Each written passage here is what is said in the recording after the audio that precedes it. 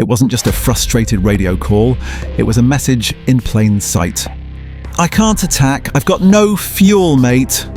Those words from Lewis Hamilton weren't simply a plea for pace. They were a quiet indictment, a subtle revelation that Ferrari had intentionally left him short on fuel. And behind that choice, a small but powerful faction within the team that believed it was the only way to unlock his race. In this breakdown, we uncover why Hamilton's Belgian GP became a chess match played in litres and laps, and who inside Ferrari was willing to gamble his race to prove a point. Hamilton's weekend at Spa began in chaos. His best qualifying lap was scrubbed for track limits, dumping him down to P16 on the grid. Overnight, Ferrari tore up their Parc Fermé plan, swapping to a high downforce rear wing and bolting in a fresh hybrid system. It was a bold gamble, and in the soaking wet early laps, it looked like genius. Starting effectively 17th, Hamilton carved past 5 cars before the opening lap had even ended. But before halfway distance, the first signs of a problem emerged. Race engineer Riccardo Adami came over the radio with an instruction: lift and coast. Hamilton, closing rapidly on Alex Albon, immediately questioned it. "It's hard to get close on the straight," he replied. Adami's answer was short, calculated. "We still need the lift and coast." Hamilton pushed back, "Can I keep pushing or not?" But the reply was a cool, "Let's stay where we are." He crossed the line just 0.7 seconds adrift of Albon in 7th place. When asked afterwards if it was an aero or fuel issue, team principal Fred Vasseur smirked, telling the media, "You're smart enough to figure it out." Hamilton didn't hide it either. "We underfueled for the wing we had," he admitted to Sky. Which begged the question, was this a calculated gamble or a costly blunder that denied him 6th? Behind the scenes, the answer was messy. The high downforce switch wasn't unanimous. Some engineers lobbied for a middle ground setup, warning that Spa's long straights would punish excess drag. But a smaller, determined group, reportedly led by a former Mercedes performance strategist, insisted Hamilton could only excel if the car had supreme front-end grip, even at the cost of heavier fuel usage. That's where the fracture began. A full fuel load would have kept the strategy safe but slowed tyre warm-up, killing early race pace. Underfueling offered a burst of performance in the first laps but risked a desperate fuel-saving phase later. It was a high-risk, high-reward plan, one that needed Hamilton to storm through early, then hold position quietly. Hours before lights out, descent was overruled. The aggressive plan went ahead. Hamilton's early charge was spectacular, but by lap 12, he was already in conservation mode. Without a safety car, the shortfall was inevitable, which is why Ferrari's radio instructions sounded so restrained, almost coded. "Let's stay where we are" wasn't tactical. It was damage control. The one thing Ferrari didn't expect? That Hamilton would say it out loud after the race. Ferrari's unwritten law is simple. Protect the image. Air your frustrations in the debrief room, not in public. Yet Hamilton told the cameras, "We underfueled for the wing we had." Not an outburst, a precise, deliberate breach of protocol. Insiders say Adami's hesitation on the radio wasn't about numbers. It was about shock. The original plan was crystal clear: attack early, defend late, keep quiet. But Hamilton knew the broadcast was live when he asked, "Can I keep pushing or not?" It was both a genuine question and a symbolic one, aimed at the balance of power within Ferrari. Since joining Maranello, Hamilton has been framed as both saviour and student, but Spa was the first real test of authority. He obeyed the fuel-saving orders, brought the car home in P7, then broke the silence. His post-race comments were respectful but sharp. "We outscored Mercedes, but this wasn't a good weekend." No excuses, no sugarcoating, just a challenge to the leadership. The subtext was clear. "I've done my part, now you explain yours." Inside Ferrari HQ, his words hit like a jolt. The issue wasn't strategy anymore, it was optics. Within hours of the interview airing, a senior engineer reportedly labelled it a declaration of independence. Because Hamilton didn't just reveal the fuel decision, he exposed the split within the team. In Ferrari culture, public unity hides private disputes. Hamilton had flipped that script. Everyone knew who he was pointing at, the strategist behind the aggressive fuel call. That faction had supporters, but also plenty of critics. Post-race, their position was under fire.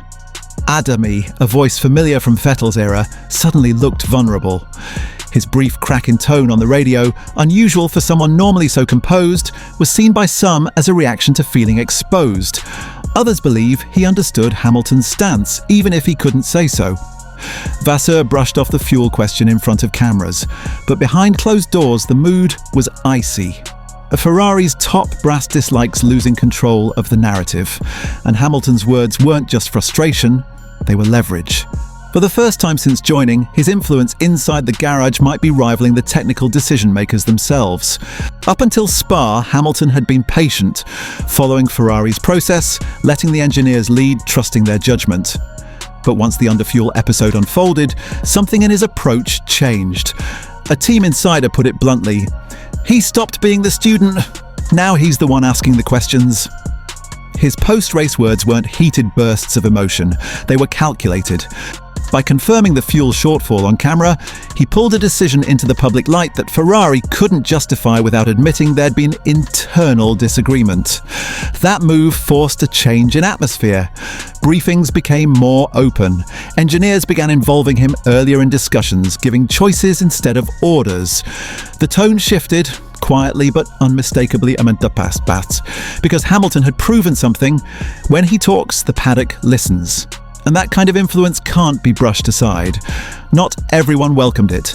Some in Ferrari's long-standing inner circle saw this as a challenge to tradition. As one source described it, they built this car for Charles's style. Now they're realizing Lewis wants a different set of tools and a bigger say at the table. The lift and coast moment at Spa stopped being about fuel. It became the instant Ferrari realized they were no longer the sole authors of their own narrative. Just days later, the changes began.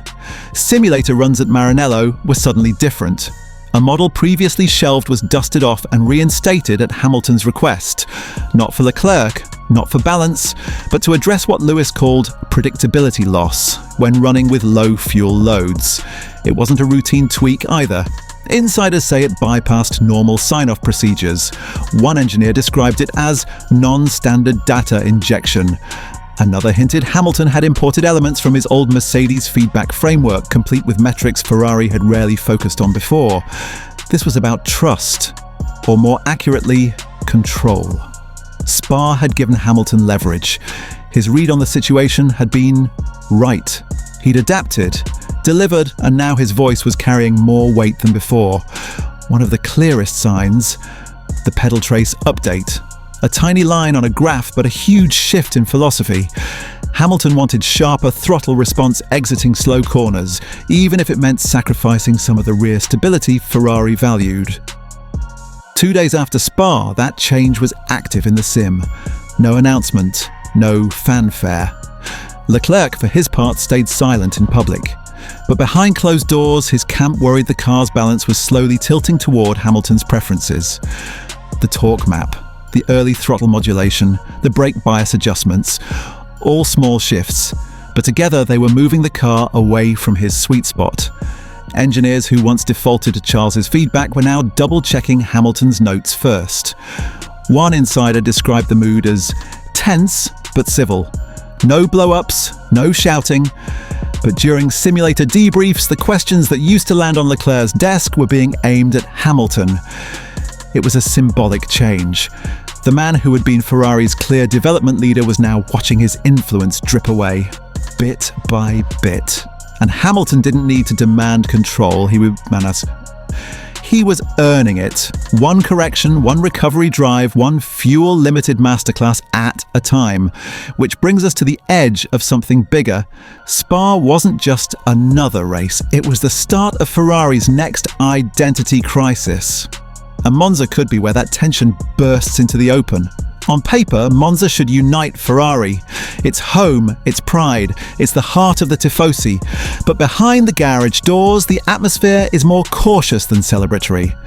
For the first time since 2019, Ferrari arrived with two drivers steering the team in different philosophical directions. Not in outright speed, but in how the car should behave. Hamilton wants structure, clarity, and predictable performance under varying loads. Leclerc wants instinct, a car that's alive on the limit, not one boxed in by the datasheet. The engineers? They're caught in the crossfire. Spa taught them that ignoring Hamilton comes at a cost. But leaning too far his way risks alienating Leclerc, the driver they've built around for years.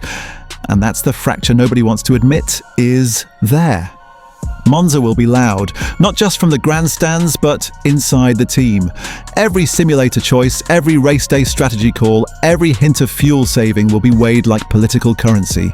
Both drivers know the stakes. This is no longer about championship points, it's about control, about shaping Ferrari's direction, about deciding whose driving vision defines the next chapter. When the Scarlet cars roll out at Monza, they won't just be carrying two drivers, they'll be carrying the weight of a decision Ferrari has been avoiding, but can't sidestep any longer. And if you read the data closely enough, you can already see which way it's leaning.